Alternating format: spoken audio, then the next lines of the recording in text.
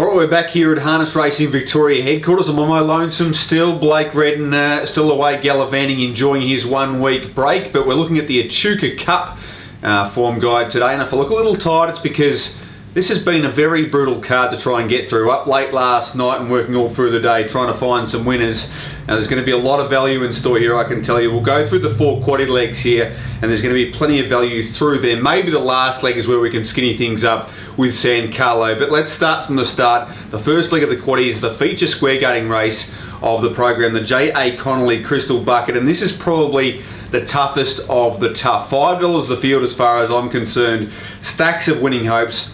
I ultimately settled on number 3, Miss Noel. Went really well through the Breed for Speed Silver Series, was an eye-catcher 3 starts back, then did as well as she could do under the circumstances in the final of that series on Great Southern Star Night. Then last start put in a great performance, was from the stand, was able to work to the lead and just ran them along, beat some handy rivals on that occasion, Tiavon's Dream among them. So if she can find the front tonight, there's no guarantees there, but if she can, I think she's really going to play a very strong hand here. But I think I've marked 7 horses under double figures in my market, so I'd be including if you're playing quads.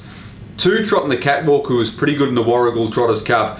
Certainly Miss Noel. Ross Devarin, who's been racing really well and will be breaking through at some stage soon. They won a Call Me Sue trialled exceptionally well against the Pacers recently and has always had its fair share of ability, so throw him in somewhere.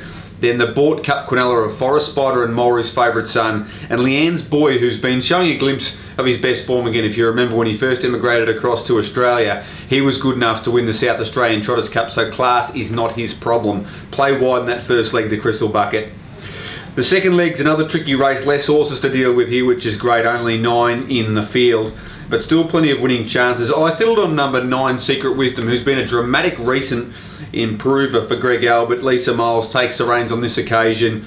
Was a last start winner at this course when coming from well back, and really has finished 3rd, 2nd and 1st at its last 3 starts, but could conceivably have won all 3 outings, so really racing at the peak of its powers. Gets the poor draw again outside the second line, but always gets back in its races anyway, has a good turn of foot late, so I think it's one we can play each way. But once again for quaddies we're going to have to be pretty liberal, including number 1 Catch Me If You Can, who's a quick beginner, should be leader or behind leader in transit.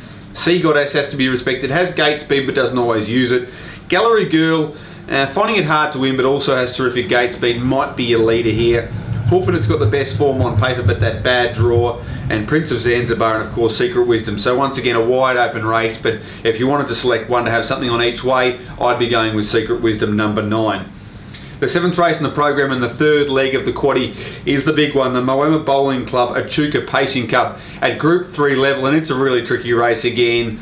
I've gone with a horse who's only had 1 start from the strands, and that was more than 2 years ago back in New Zealand, so you're taking a risk. But I think if I'm Alex, steps safely, or particularly steps well from the pole marking draw. It can be a tricky draw for horses from the stand who haven't had much experience or are a little bit tricky, but look, if they can get him away nicely here, I'm Alex. I think he's the one to beat.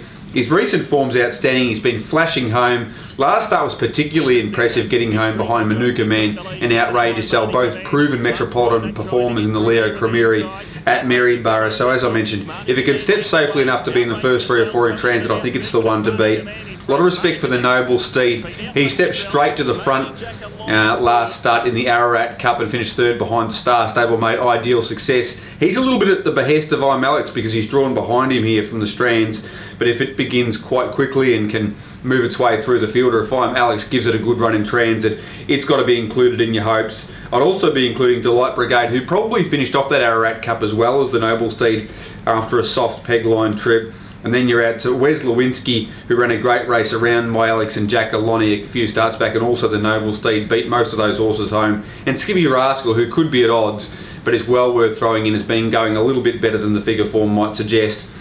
The final leg of the quaddie is the Echuca Sulky's Pace, and this might be the one where we can skinny it up, maybe down to 1 horse here, because there's not too many horses in Victoria more exciting than San Carlo. Overcame plenty of obstacles to win his first 5 starts, then was thrown right on the deep end in the Breeders' Crown final for 4-year-old males and finished a creditable 6th behind Hector JJ. They finished off in 55-1 in that race. They won't be doing that at Echuca this weekend. So San Carlo, first up from a break, with a couple of soft trial wins behind his back, he's definitely the one to beat. Don't expect him to just zip to the front, but he'll work into a good position. He might be gifted the lead mid-transit, and if he gets it, they won't run him down. I wouldn't have thought. He'll improve on this, but he should be too good.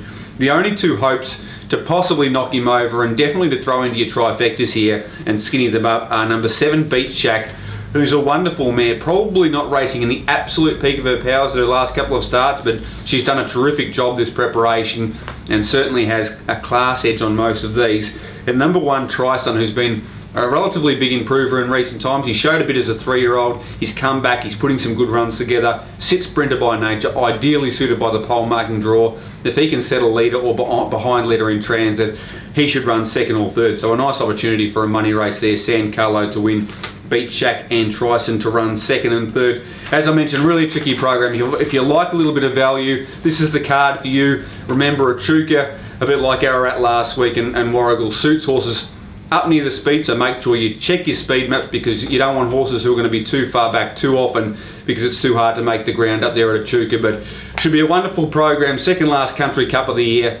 Good luck and good punting.